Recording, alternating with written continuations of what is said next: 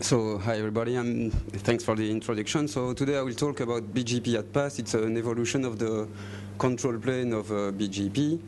I will basically start by getting you to BGP at pass, so to why we need to have this evolution of the control plane. So it's basically being standardized for years now at the IETF. There is a lot of debate, etc. I will try to make you understand why such a debate. But I will first start by describing an evolution of the data plane in some distributed router architecture that is called PIC, for prefix-independent convergence. So what is BGP PIC? Well, it's basically a way to provide sub-second data plane convergence in service provider networks by allowing the line cards to perform a fast switchover to a pre-installed alternate BGP path upon the loss of the next hop, of the BGP next hop in the IGP. So here we're talking about convergence, not fast reroute. So these are not transient use of pre-established tunnels around the failure. We are talking about convergence, actually getting to the post-convergence path in sub-second. So basically, when we say sub-second, it's because we usually say that the IGP converges under a second, and as you will see in this talk, now that BGP converges in case of a failure within your network at the same time as the IGP, thanks to PIC, we can say that BGP converges sub-second in a service provider network, which of course supports this evolution. So what is BGP PIC? Well, basically for years in distributed routing architectures, what was happening is that the control plane was agglomerating routes from its routing daemons. So BGP is being fed, BGP feeds the RIB by saying that for a given prefix, you have to reach a given BGP next hop. So the BGP decision process will tell you what is the exit point for a given prefix in your network. And the IGP tells you that in order to reach that next hop, you have to use that given outgoing interface. Then the routing daemons performs the resolution of these recursions and ends up figuring out that for a given prefix, one outgoing interface has to be used. And this is what is downloaded in the line cards. So of course, as soon as something changes, so in order to reach a given next hop, you have to switch outgoing interface because there has been a failure in your outgoing interface, or because there has been a remote failure happened and you have to re-optimize your path. The impact on the data plane is that, well, the daemon running this recursion has to re-perform all of them and then send the updates to the line card. So it uses the backplane of the router to actually tell the line cards to update for each of these prefixes. That means that you have to basically one single event, meaning being that in order to reach a next hop, you have to switch outgoing interface, will lead to the fact that maybe you will have to update 20K prefixes because you have 20K prefixes that are being tracked by that next hop. From there, basically what has been done is that we are trying to push in the line card the same hierarchy as the one that you find in the control plane. So a first idea is to create a hierarchical fib. So instead of having this recursion in the RIB only, the line card supports that hierarchy as well. So instead of saying that a prefix needs to be reached via a given outgoing interface, now in the line card what we say is that a given prefix needs to be reached via a given next hop, which means that upon a convergence in the IGP, so that means that you have to have a line card that is capable of, at forwarding time, be able to make a lookup, find what is the next hop for the outgoing that prefix, and then redo a lookup to find it's pipeline. But redo a lookup to find that to reach the next hop, you have to reach that outgoing interface. But upon a convergence in your IGP, all is needed is to figure out that a change, the way you reach a given next hop, has changed. And with that single update, all the prefixes that are tracked by that next hop have converged. Okay? So from there comes the general, what we call the generalized fib design. So that recursion, we make it like general. So every time you decide to bring up a new feature in your line card, you can use, wherever it comes from, you can use that, recursion and that hierarchy. So basically, the design we came up with was the following. We have a pack of our prefixes, and instead of pointing from the prefixes towards a given IGP next up, there is an intermediate structure that we call BGP pass list. So the BGP pass list is a set of couples of sets of primary next stops and backup next stops. So basically, all the prefixes that have a given primary next stop and a given second best next stop are sharing this structure. Okay? So all the prefixes for which you reach ASBR1 when ASBR1 is up, and ASBR2 when ASBR1 falls down, the BGP daemon will figure out that they are shared and will ask the data plane to install a pointer towards this pass list. So this pass list is downloaded to the line card as well. So this comes from BGP. Then thanks to the IGP, you have for each of these pass lists a pointer towards the information for the IGP next up. And then finally, you have, for your IGP prefix, you have the adjacency over which you reach that prefix, which leads to, finally, an outgoing interface. So for example, here I have the green P prefixes that I'm reaching from through ASBR1, which gives a pointer from P towards a pass list containing ASBR1. I do not have an alternate pass, so this is my pass list, which is reached via R4. So basically, in the IGP, this entry will point towards the identification of the next stop, which finally is being reached by the north interface of the router. So let's assume, in the example, I have also the same thing for prefix Z that is being reached by, which can be reached through ASBR2 and ASBR3. Let's assume that BGP picks ASBR2 as best. So ASBR2 finds himself in the primary next stop set, and ASBR3 is used, is pre-installed in the data plane, but not used while this set is empty. So they each point to their respective IGP entry. I reach ASBR2 via R2, and I reach ASBR3 via R2 and R3. So this means that here I have an IGP ECMP, which means that which explains the current situation. So now let's assume that ASBR2 fails. What the data plane is going to do is that when the IGP sends the update, well, when the RIP process sends the update to the line card to tell that this IGP prefix is this prefix coming from the IGP is no longer reachable. Thank you. The prefix is going to be removed, and what the data plane will do is that it will backwalk. We have back pointers from these prefixes towards the pass list. It will backwalk all these pointers in order to remove these entries from the pass lists. As a result, when the data plane is performing a lookup for prefix Z, what he finds is that the primary next stop set is empty, and he is configured to pick up the third one.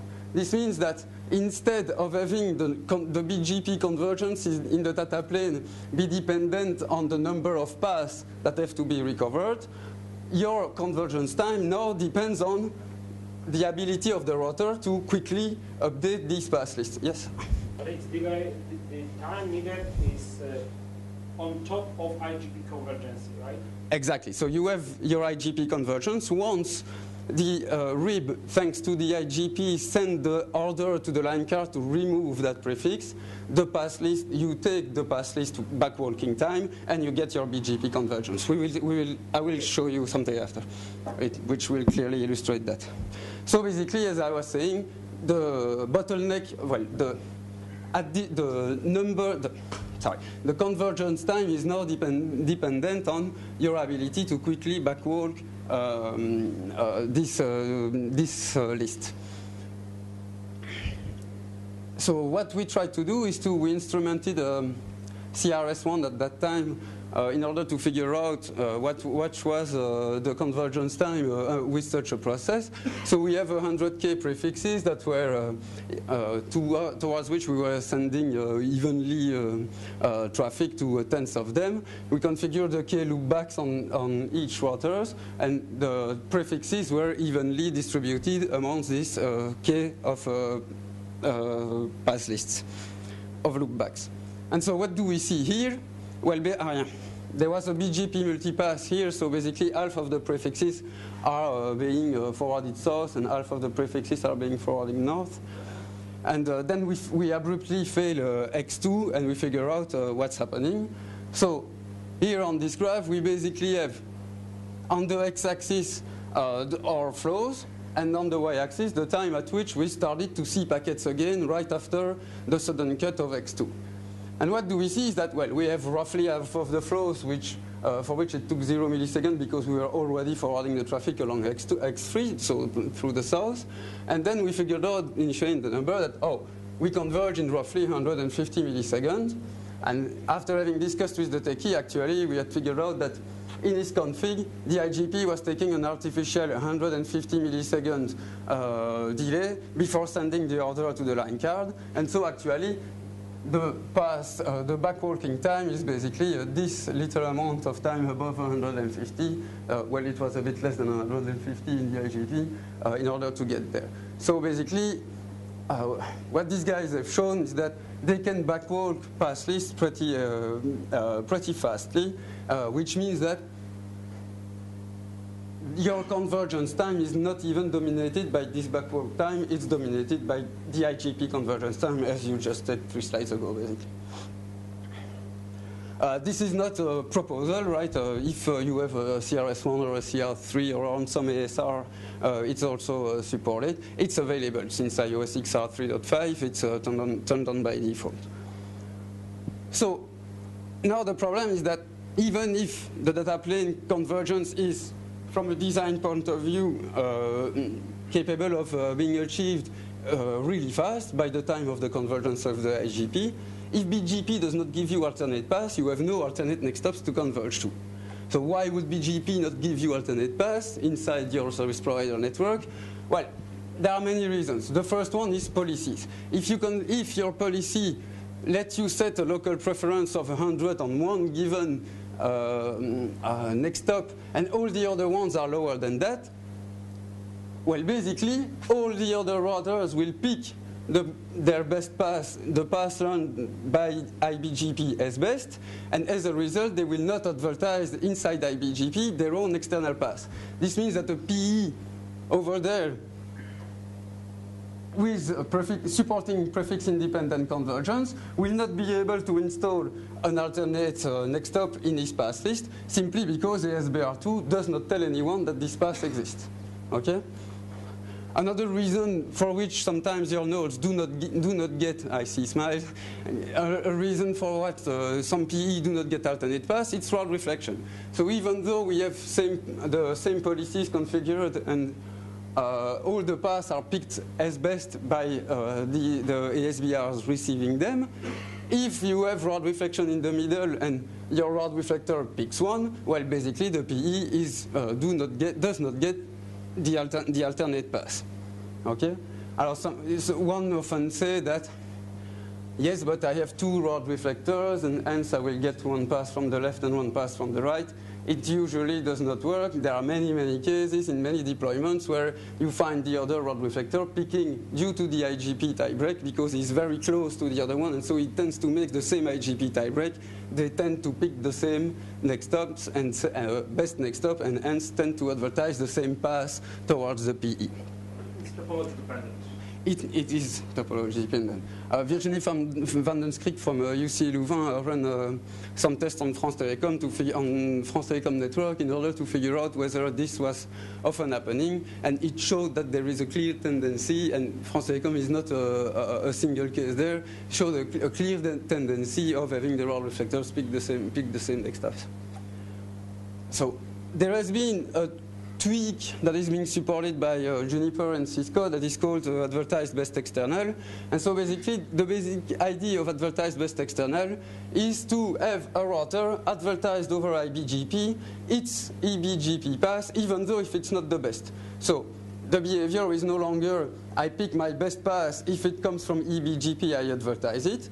No, the new behavior is I pick my best path. If I learned it from IBGP, I will go look at the sets of eBGP paths that I have, pick the best among them, and advertise it over IBGP, although I haven't installed it in the data plane. So that upon the loss of the primary, at least the route reflection hierarchy will be aware of the alternate path. Same thing, even if you turn advertised best external on, route reflectors will end up picking the same best path and advertising the same to the PE. So even though you have some form of diversity being propagated close to the route origination location, it ends up at the other side of the network to not be propagated. Comment? Oh yeah, no rocket science, of course. So there is a clear trend of service provider networks to deploy networks, service providers to deploy networks which, by design, do not propagate alternate paths towards the PE. So there comes the idea, let's have BGP advertise more than one path over one single IBGP session. There has been a proposal by Daniel Walton at Cisco in the early 2000s for pushing for that path, and the reason was to avoid med oscillations. So he had one customer which had med oscillations. He figured out that if you advertise more paths, these oscillations can be resolved, and that was his first motivation. But since then, in the last years, a lot of other requirements of customers have pushed providers, vendors to think about it. First, we have peak, so we have fast convergence. So now that even for internet you have to converge fast, well. Advertise all those paths in those cases would have impact on the memory consumed by the BGP. Can you repeat the question? Because what you said usually, when you have this propagation, you just advertise one path.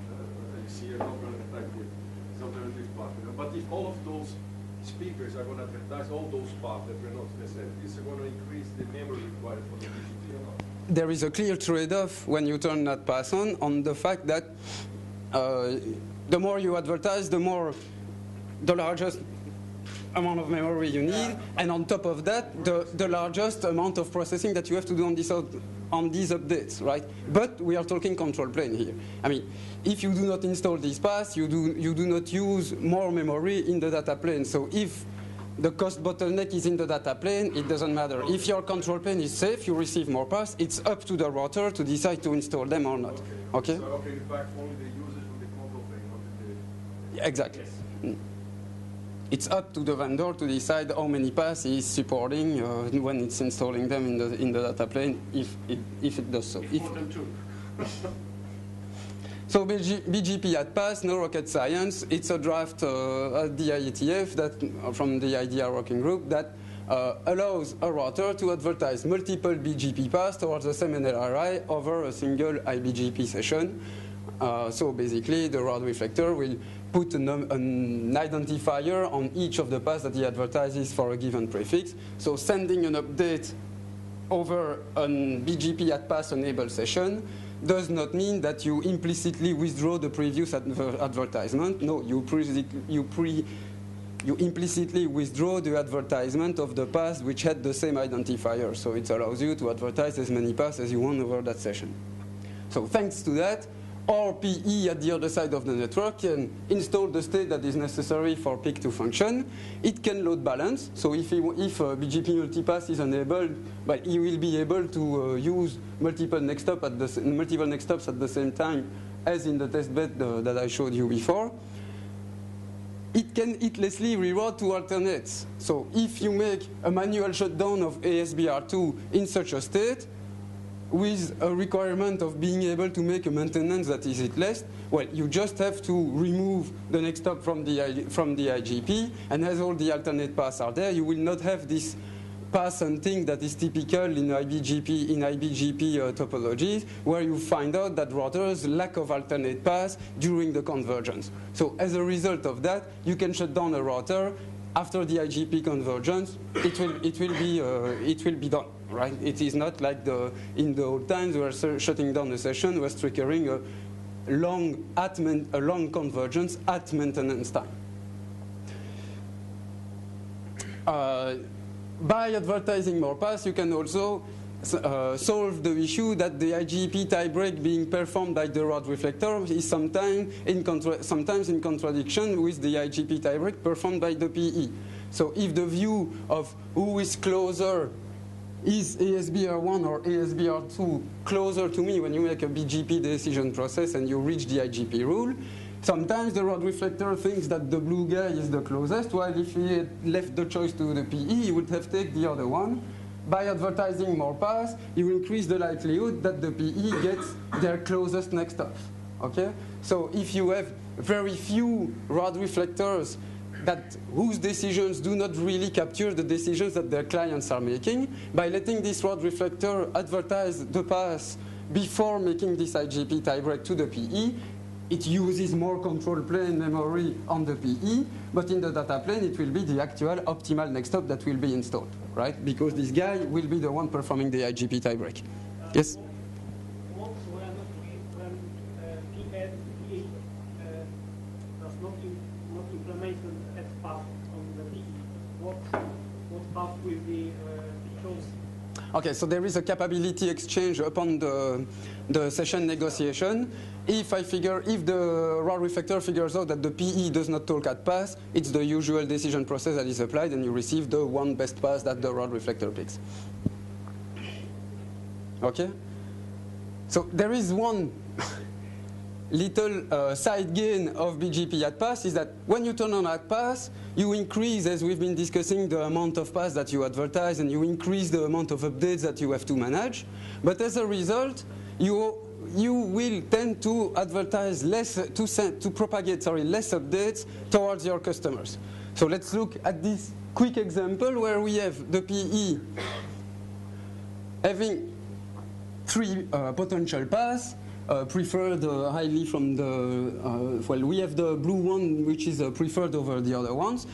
If we do not have pre-advertisement of the alternate path, due to the BGP hunting, when ASBR1 fails, it is very well possible that what the PE will do is find himself without a path towards the destination, so he sends a withdraw towards the customer. So it triggers, although there is an alternate path at the border of his network, it triggers a convergence at the customer side, maybe towards another provider or towards another link with the provider, right? And then when he will find the post-convergence path, only at that time it will send the update to say, okay, now my path is via, well, now I have a path for the prefix P after all, and then the customer router will fall back, depending on his policies, will fall back towards the PE, right? It can even get worse. It can start with a withdraw, right?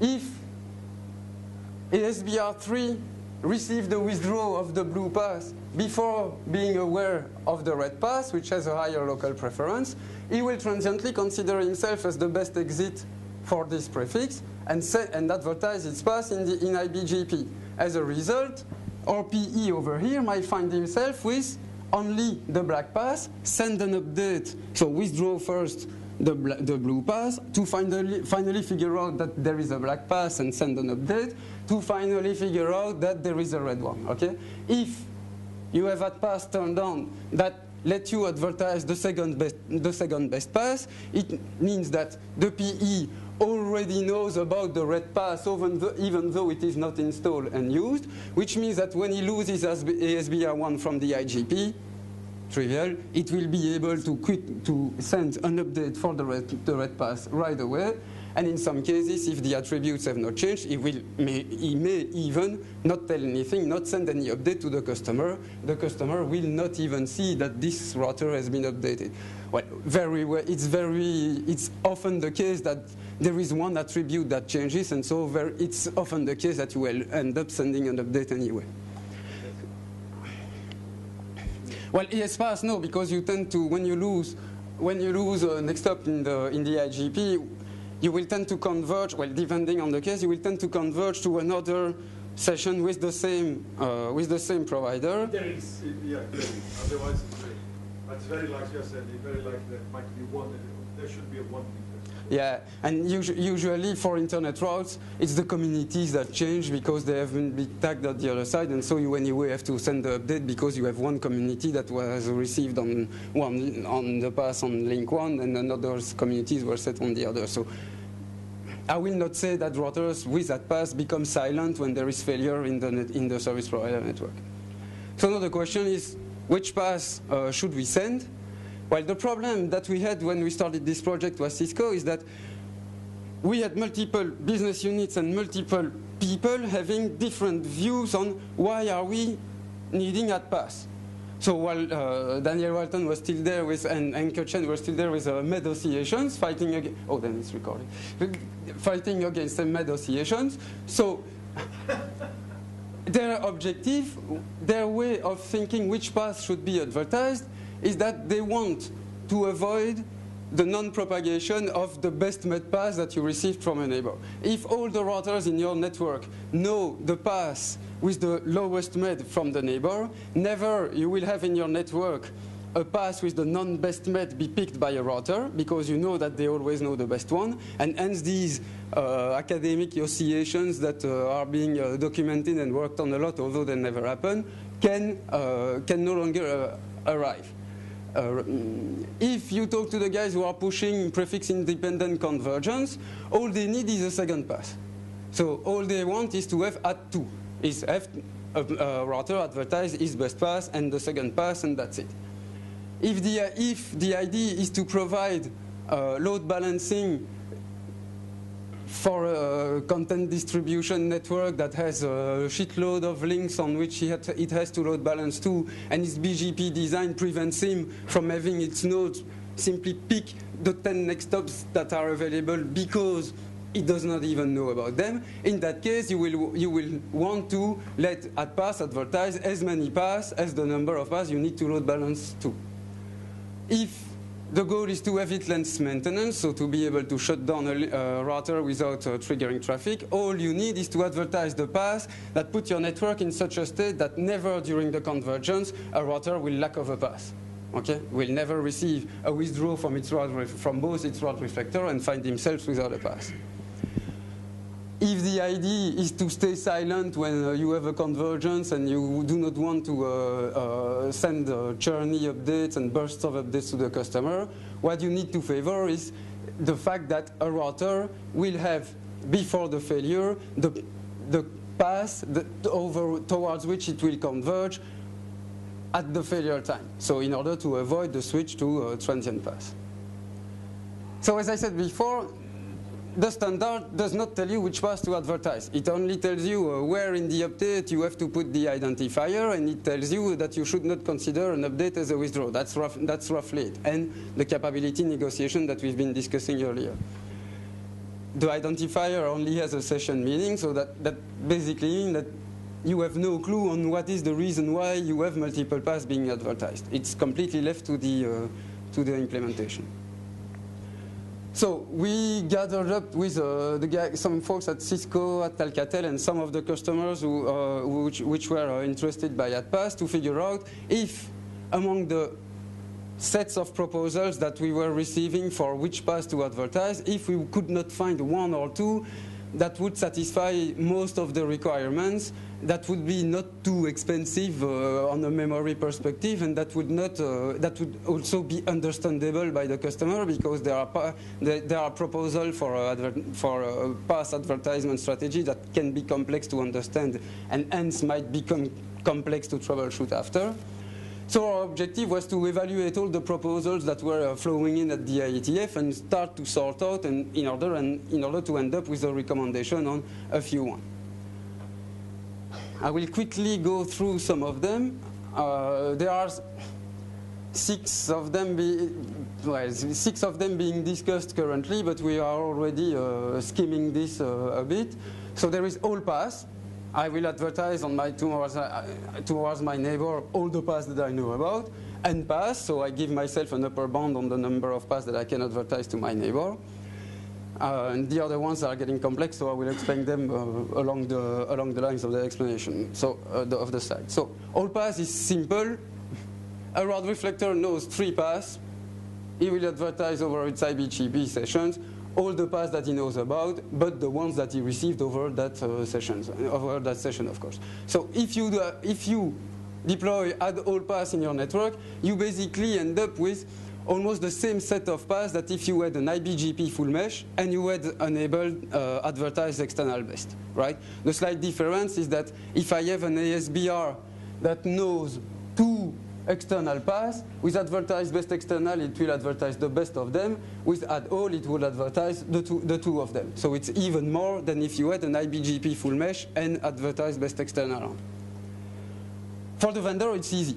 I mean, it's the easiest decision process algorithm that you can think about. So it runs faster than the normal BGP decision process because you're not making any decision. If you have a BGP monitor, that's a very nice feature. So if you have a box that is just dedicated at collecting paths that are arriving at the border of your network, having add pass on add all mode turned on these sessions give a complete view of the paths, best or non-best, that are available inside your network. Okay? It's a churn monster. I mean, if all the shitty paths that you receive from your transit and your peers, the paths towards your own customers, are going to be advertised across your network. The paths that you will never use are going to be advertised inside your network and updated. So if a mess happens on these paths, you are going to have to run CPU cycles and consume the memory in the control planes. But still, you will consume the memory for paths that you do not care about. Okay? If you have a network which has never much more than 2 next stops for a given prefix, well, you can turn add all on, right? I mean, you have to have a lot of alternate paths to have add all becoming a problem. Okay? It's also, the add pass is going to be configurable by AFI-SAFI, so you can decide that you will advertise all the VPN routes because sometimes you have multiple of them, but for the internet routes for which you have less concerned about load balancing or fast convergence, you will decide to advertise only 2 of them. There are even some folks who are thinking about picking the mode that is being run based on roadmaps, etc. So we are still in the process of trying to figure out what is the amount of granularity that we need to have in order to pick which modes for given AFI-SAFI. Watch out, I've seen this. So watch out that all paths or even add and pass, the problem can arise with roughly all of the modes. Watch out when you're testing that when you receive, if you have a hierarchy in your rod reflection system, watch out that sometimes there are rod reflectors that are not so clever, and when they receive the same blue pass by their parent rod reflector, they're not figuring out that these paths are actually equal. And so there are implementations where this will turn into being 4 paths also. Actually, you only have 2. This memory monster and churn monster that we were talking about in such, I call that a bug. I mean, this needs to be fixed. Watch out if you are evaluating a NatPass implementation by a vendor. Look, and you have a rod reflection hierarchy. Watch out that they are not doing this, or else you can forget about your control plane memory, because you will have as many paths as links over there, right? I mean, it's getting you. So the natural follow-up is to. The natural follow-up is to bound the number of paths that you will receive. So basically, it's like I have the set of paths in my ribbon. I pick the best path. So here, the red one. I remove it from consideration. Usually, you will also remove all the ones that are having the same next stop because you guess that if one fails, the other ones are going to fail too. And you rerun your decision process, you get your second best pass. Once you reach the value of n, you advertise the pack towards your client.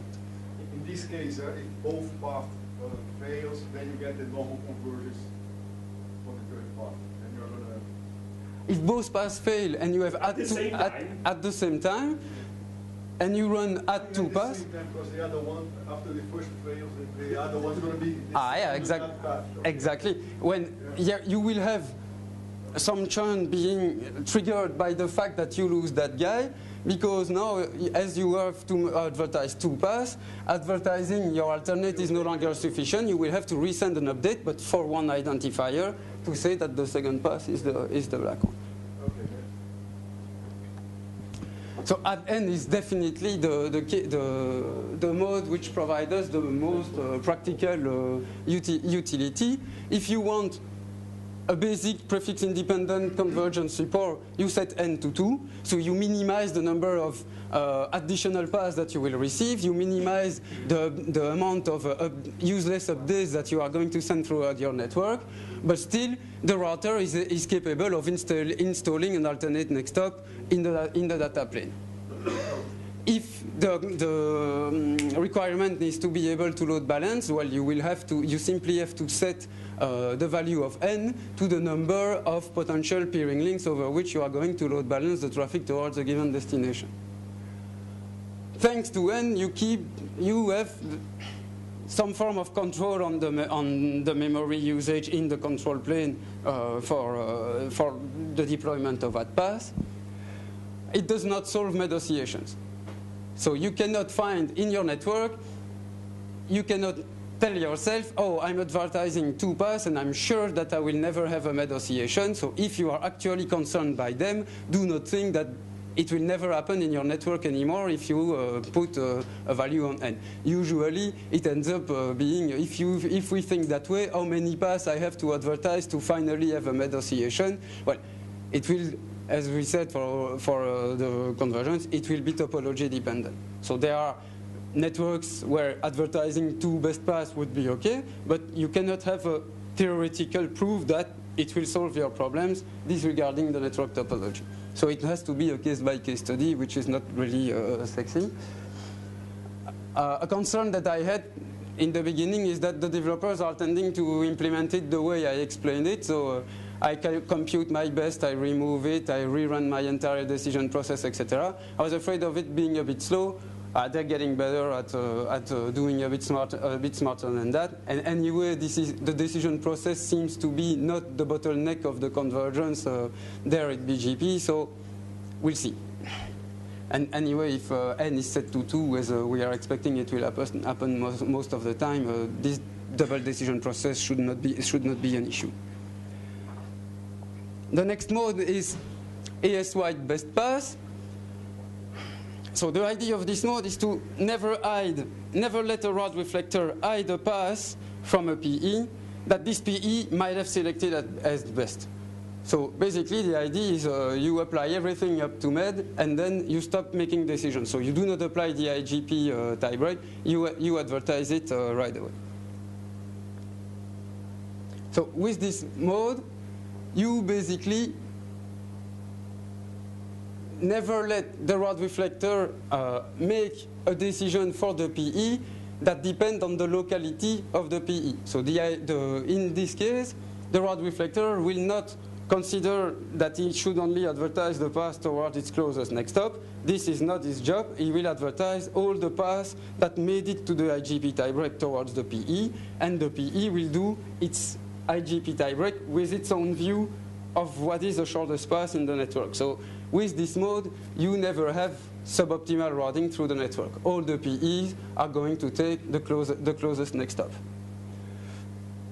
It also, as you usually apply all the rules before load balancing, it gives you the maximum potential to be able to load balance as you have all the paths that are equal policy-wise. So when it starts to be a matter of arbitrary tiebreaks to end up picking one path, you can load balance to all of them if these additional tiebreaks are not being applied.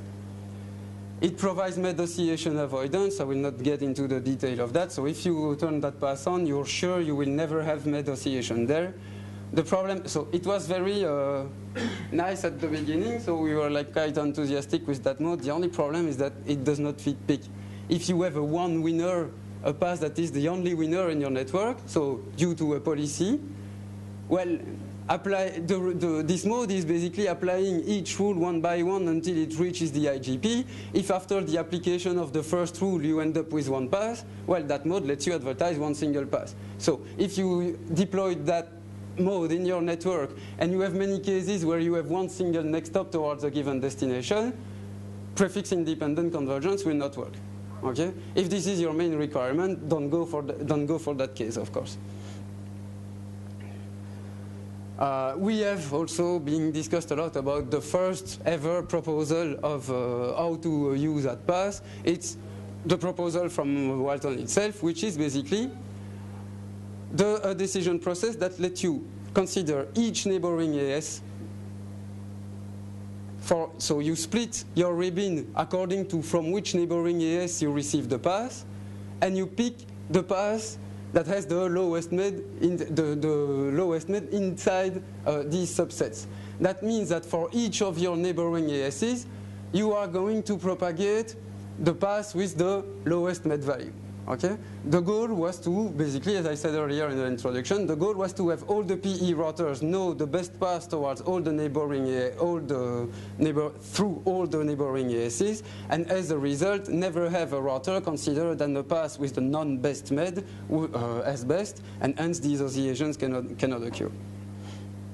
The problem I have with this mode is that it actually gives you, if you have at least two ASs that provide you a path towards a given prefix, you have diversity for the PE, you can install peak state, but this has nothing to do with post-convergence path. So if I have two providers and two links with them, and I have one main provider providing me my best path, and my second path after convergence is still through that main provider, this mode is going to give you what? The best path through the main provider and the best path through your backup provider.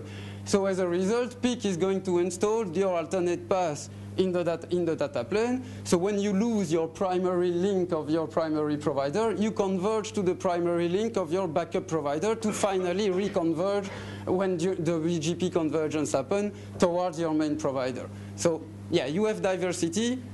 It's not post-convergence diversity, so it's a bit... Yeah, but this gives you traffic protection, right? Yeah, reachability. Reachability, yes, but it's like, it's similar to fast reroute. You have the short-term fix. Yeah, provided that you have at least two neighboring ASs giving you the path towards the prefix. So this gives you a short path, suboptimal connectivity. Exactly. Mm-hmm.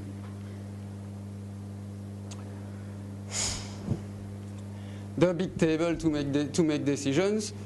So on the x-axis, we have all the criteria that have been evaluated to figure out what are the different pros and cons of the path, and on the y-axis, we have all the modes.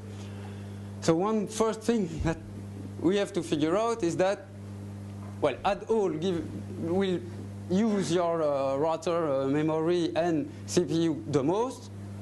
Add n is bounded. Basically, a route reflector receives how many paths with add n. It's n max n times the number of prefixes that you wrote for this AFI times the number of IBGP sessions that you have, right? You have an upper bound for the number of paths for a given destination with that mode. And you can look at your network and figure out what this bound is. All the other ones, you're not quite sure. So for each other mode, you can find a network where basically applying these modes will lead to the same memory consumption as if you were advertising the mode. So I cannot, without looking at your network, but for add n, I cannot tell you what is the maximum amount of paths that your routers are going to maintain. Med oscillation avoidance, so first, it's a bit personal, I don't care, right? And what I see is that except add n, all of them make it. All of them are capable of avoiding med oscillations by design. While all the modes that have been designed in order to solve med oscillations are incapable of providing alternate paths in many cases.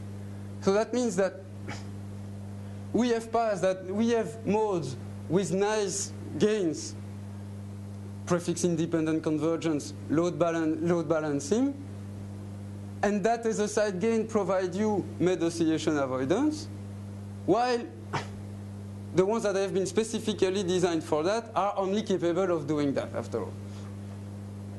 So basically we have started to, well, this is getting personal, I have started to skim them out and consider that these might not be the first choice in order to deploy at pass. I will skip the evaluations of the one I did not discuss about, because we basically figured out that all they were bringing were covered by the other modes, and so we decided to let them aside for a while. It reflects in the draft. So basically, after every IETF, we have new discussions on new modes that pop up always, but we are skimming them. At most, and so we end up with that. We end up with figuring out that what most service provider needs are N. They need to be able to advertise more paths for peak, for load balancing purposes. They want control. They don't really care about med oscillations. So even though we're not sure that we will avoid med oscillations by advertising a given number of paths, well, as this is not really a concern, we don't really care. And add all is a nice option. So basically the current recommendation is a draft is that an at-pass implementation must support at N, and the default must be 2, right? So if you allow the service provider to do enable at pass, and that's it, it must be at N, and it must be at N with a value of 2. It must be not an arbitrary value pretty high, because you do not want that upon the first deployment, you do not want to stress out your routers with a lot of paths, right? And as 2 is the most likely required choice, well, most likely applied choice by the customer, we decided to made it as the must default. And must be configurable, because there are a lot of requirements to be able to load balance among multiple paths. And we opened an option for add all typically. So we opened an option to have enable add N0, and 0 means you can advertise all the paths. All the other modes have been considered as, this looks like a bit Belgian consensus, but all the other modes are optional, and we even have some optional -1s where we basically say you can implement that, but there is no need. As we said earlier, a session-wide upgrade is required for a task. Okay, I'm finishing this one. So unlike Robert Radzuk's proposal for diverse paths, where he basically established multiple IBGP sessions, meaning that the PE can, even though it doesn't know about any new technology, the PE can simply receive the path from multiple sessions. Here in that case, if the PE does not talk at path, you have no gain, right?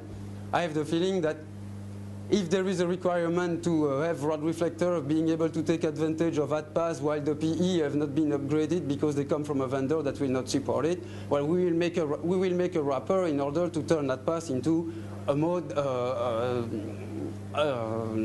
mechanism that allows to advertise the result of that path over multiple sessions. Okay, thank you. I'm sorry I've been a bit long. I'm sorry for the next one. Thank you very much for your presentation. Now it's time for a break.